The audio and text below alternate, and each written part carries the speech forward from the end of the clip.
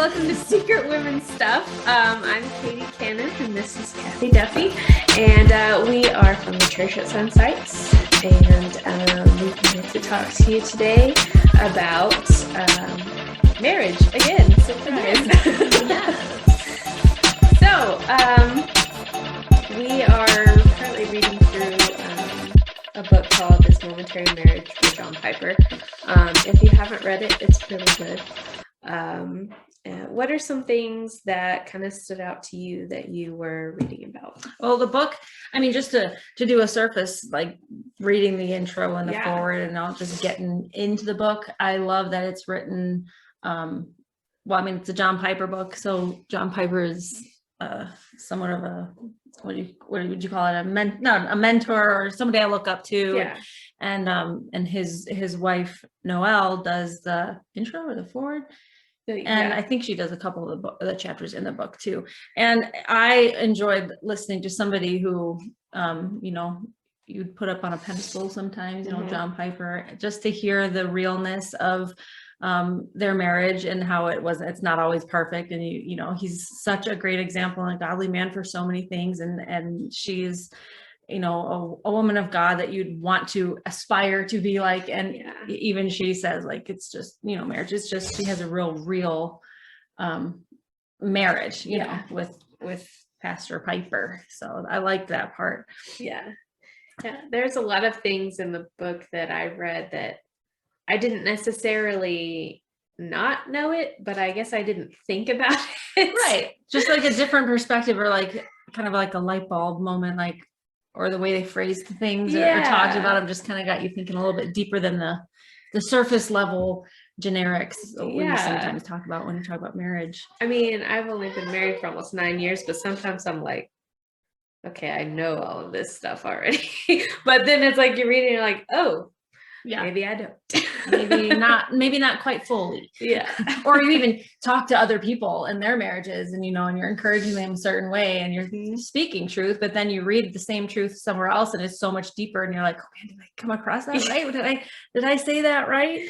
Yeah. Some of the stuff that I read in the first couple of chapters seem to be what we've already been talking about in this podcast, about emotions and covenant marriage. And we touched on that and what that means and some things like that. And I think it was the part that Noelle was writing about. She made this comment that she said, I wrote it down. She couldn't see beyond the emotions of the moment.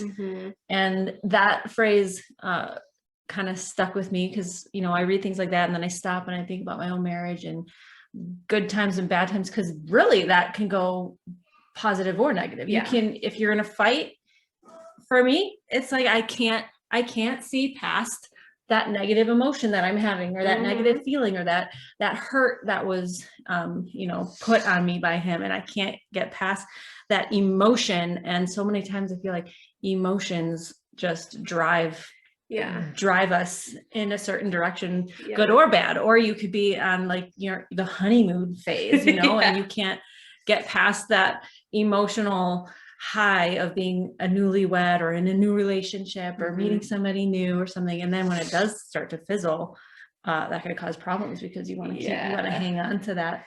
Yeah, and then you're like, oh no, we're not in love anymore. So no. Yes. But also the whole love thing that was talked about in the book too. Yeah, it's not just feelings of love or whatever that keep your marriage alive. It's a covenant between you and your spouse and God that you made. And just the seriousness of what a covenant actually is and what that actually means. Which I think we kind of talked about it before, but just to I think we, at least for me, and like I said, the things that I think about when we talk about certain topics might be stuck in my own head. But when I say like, when we're talking about marriage, I kind of separate them. Like, yes, marriage is a covenant between two people. It's a covenant between Ken and I. And marriage is portraying the image between Christ and the church. And I kind of separate them. But what I was reading in this book was, like we said, nothing I haven't heard before. It was just kind of like different. Yeah. is, well, why is the covenant so important? It's not just a promise that I made to Ken, or a promise Ken made to me, 17 years ago or whatnot. It's because marriage is what do you call it, is mirroring the relationship between Christ and the church.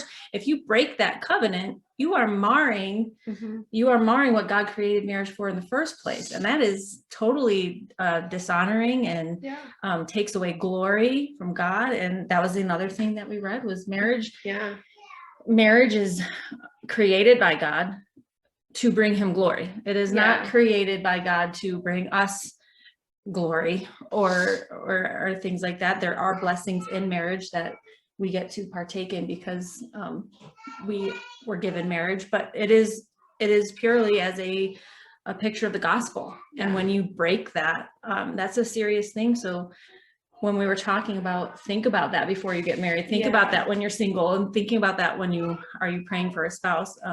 The seriousness of a covenant, it's not just a covenant between you and your spouse. You are marring that gospel image as you walk around. And I loved how it was talking about how how God is a part of every single part of the marriage relationship. Going back to Adam and Eve and the garden, when it says God gave her to Adam, he was giving away the bride, and he was the one that made them one flesh, and he was the one that made them for each other.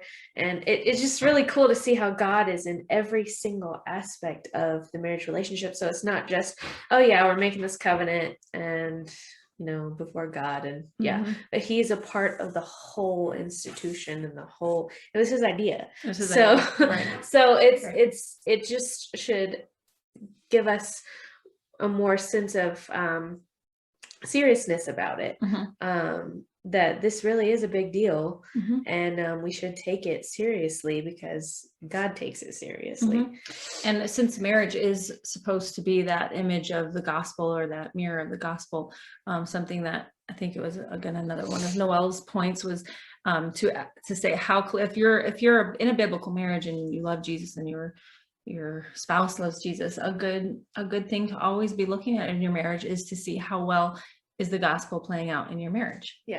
So if you're constantly fighting, or your kids are miserable or whatever, like, is your marriage portraying the gospel well? And if it's not, that's something to pray about or to fix. It's a good bar to kind of constantly be looking at your own marriage and say, am I portraying the gospel to my children in my marriage, and my friends, and my family at church, my church family, and things like that. Yeah, it is part of your witness to those around you, and like we've been talking about, a picture of God's relationship to his church. We need to be always being that example. Now, are we going to do it perfectly? No. Are we going to have fights? Yes. But like we were talking about today in church, having grace with each other. And yeah. Right. I wrote a note, now I can't read it. Oh, a person's enemies will be those of his own household. Like, how often do we feel that? I don't know how many times I've said, well, talking to friends or family members or something, well, I'm like, of course they hurt you the most. Why is it that the one who's supposed to love me the most hurts me the most? Well, it's because they know exactly where to do that. They know exactly. So it's that when I was reading, I just kind of write down the things that stick out in my mind. And when Noel said a person's enemies will be those of his own household, they can be anyway. They know your buttons and know when and where to push them. But one thing that I really liked was when it was talking about how marriage is a picture of Christ in relationship to the church, that God doesn't leave his bride. There's a permanence to it, which there should be. If we're taking this seriously, we need to look at that. God doesn't just walk off and leave his bride when she does something terrible. Or now we might have moments of where we feel distant from God, but he never leaves us. So we need to carry that over into our marriage. Divorce should not be anywhere in our field of vision. Right. Not an option. No. You should go into a marriage saying, okay, this is forever. This is a picture of Christ and the church. We're going to take this covenant between us and God, and we're not going to break it. And that should be what we strive for in our marriages, especially if we're going to be that picture. Right.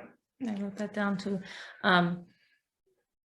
Also, I thought it was interesting how when it talks about how a wife should submit to her husband and how the husband should love his wife like Christ loved the church, and gave himself up for her. Like, again, those are the things that when I think about marriage, I just kind of like boxed those, like marriage. Oh, Ken should be so giving to me, and he should protect me, and be willing to die for me if it came to that. Well, Christ already did. Like, that's why, and gave himself up for her. Like he did. He died on the cross to save me, unconditionally, because obviously I did nothing to deserve it. And so it's just when you look at why he says that marriage is a mirror of Christ and the church, man, you just see it all over.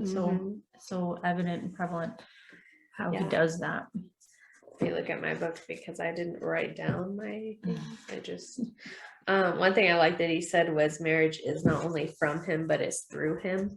And so God gives us this gift of marriage, and he sustains it as well. So only when we're focused on Christ and when Christ is part of our marriage does it work. I mean, it's not going to work without Christ. He has to be the one, because we are two imperfect people that are going to make mistakes and make each other mad and let each other down. But if Christ is at the center of our relationship, he's going to be what's holding us together. So that's important to remember. Well, you can always use him as your example, where if one person does use Christ as an example of what to live and the other doesn't, that's not going to work either very well. But if you have two people who love the Lord and they're using Christ and the church as an example of how to respond in their marriage in certain ways, that's the marriage book. That's marriage 101. Just open your Bible and read how Christ loved his church and all the different ways, and how he responded to the church when they failed him, and over and over and over. And he, that in itself teaches grace, how to have it, and patience and perseverance. I mean, I don't think anybody has more perseverance, obviously, than Jesus. Like in Romans, when it says, while we were still sinners, Christ died for us. Right. Like when I think about myself, like I'm saying, like, oh, he already did give himself for me. Ken hasn't died for me yet, and come on, Ken. I sure hope he doesn't. Not saying anything. You just must not love me enough. But Jesus already did. Like, he already gave that sacrifice. Yeah, one quote that I just wanted to read is kind of what we've been talking about, but I thought it was really good. It said, the ultimate thing that we can say about marriage is that it exists for God's glory. That is, it exists to display God. Now we see how marriage is patterned after Christ's covenant relationship to his redeemed people, the church. And therefore, the highest meaning and most ultimate purpose of marriage is to put the covenant relationship of Christ and his church on display. That is why marriage exists. And if you are married, that is why you were married. If you hope to be, that should be your dream. That's exactly the quote I was just going to read. Right there. It's so good.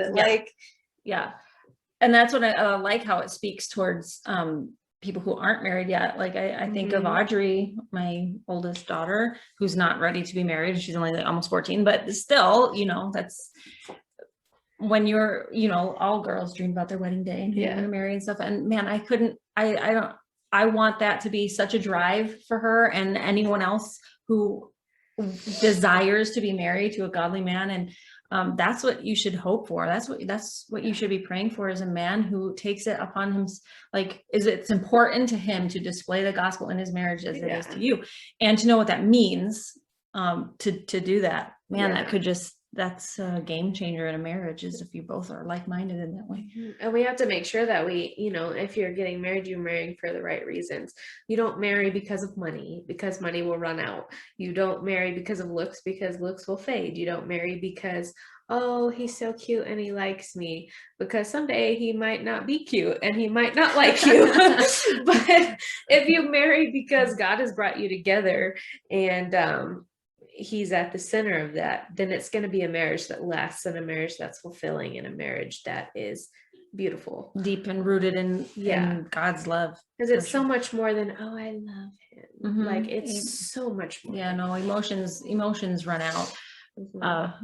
And that's what I mean when we were talking about, I don't know if we were recording it, but when we were talking about the expectations or something like the highs. What did I say, Katie? Come on now. Weren't you taking notes when I was talking to you earlier?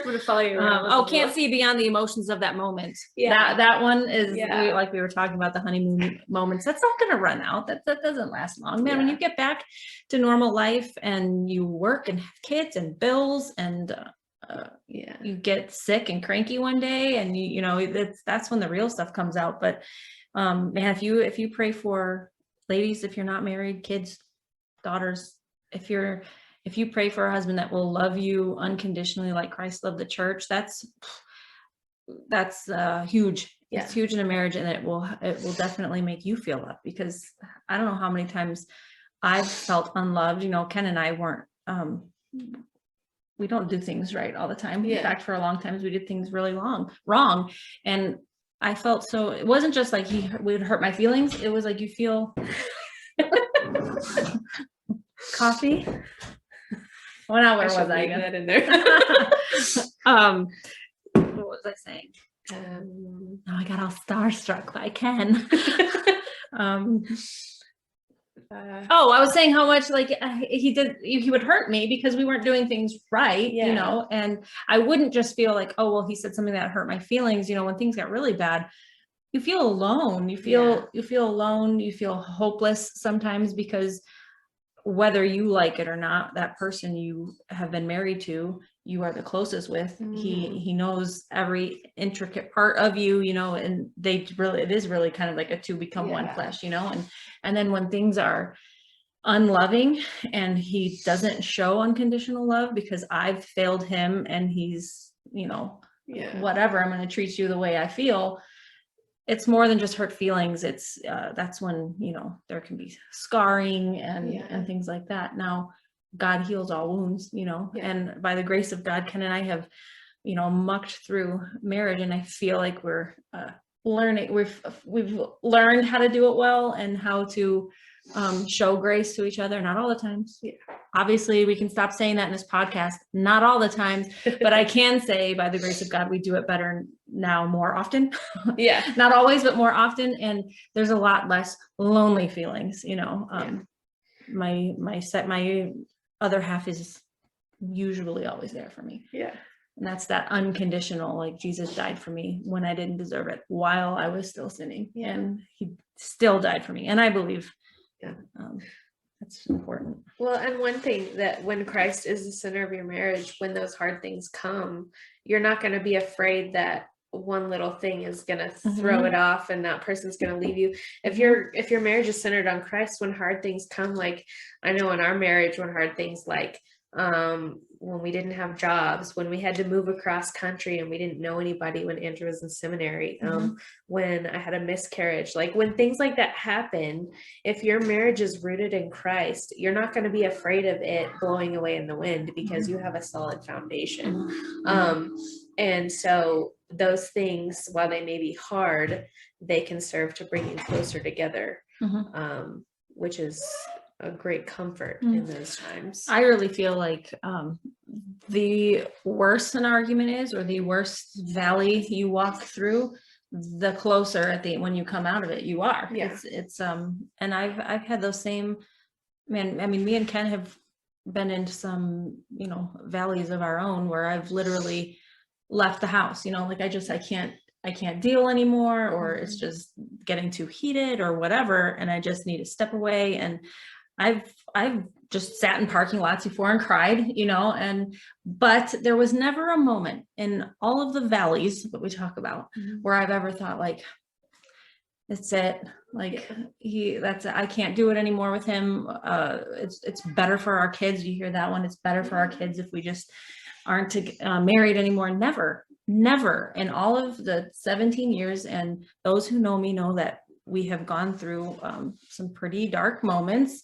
Never was divorce like, oh, maybe this is going to be the best, not that I was like, oh, I'm so thankful divorce is never an option, because obviously like you think like, man, it would be just so much easier if I wasn't married. But I knew that God would get us through eventually. Like I didn't know, sometimes it felt like forever.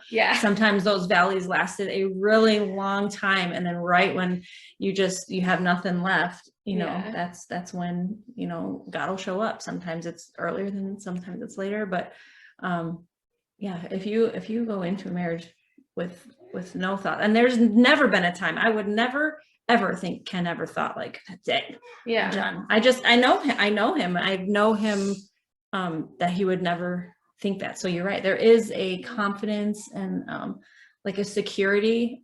When the two of you love the Lord enough and you've talked about that, and that divorce is not an option. It is not right. It is wrong. It is dishonoring to God. And so I know at least me, I think Andrew too, but we've tried to keep, is it a proverb that says, don't let the sun go down on your anger? Tried to keep that as a rule. So if we're mad at each other, fine, be mad all day. But before the sun goes down, we have to straighten this out. That's a good one. We've tried that many times too, but it doesn't always work. Sometimes those valleys are deep. Sometimes it don't work, but we try. Sometimes the valleys are deep with fire at the bottom too. And sharp rocks that just keep you down. But like I said, once you climb out of that valley, at least for me and Ken, or at least for me, I guess I can't speak for him, but I feel like it's the deeper the valley, the sweeter, the peaks. So on that, but should be good. So if any of you watching this want to follow along with us, this momentary marriage. Props to John Piper. This Momentary Marriage, a Parable of Permanence by John Piper. So, all right. Well, we will see you next week then. Yeah. All right. Bye-bye. Bye.